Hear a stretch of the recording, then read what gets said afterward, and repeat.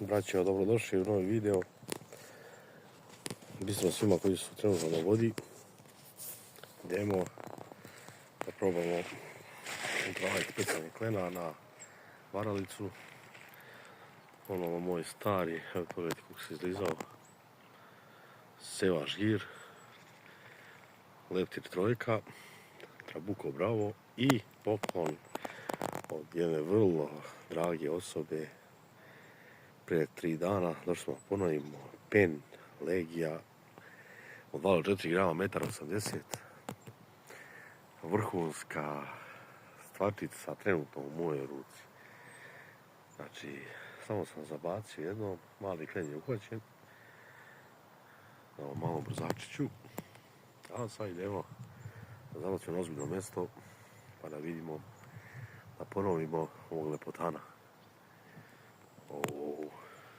Zvijero šta.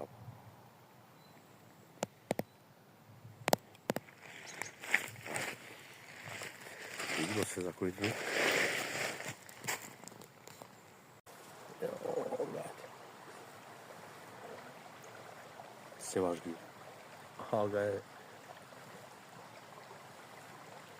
Ali ga je sastavio da.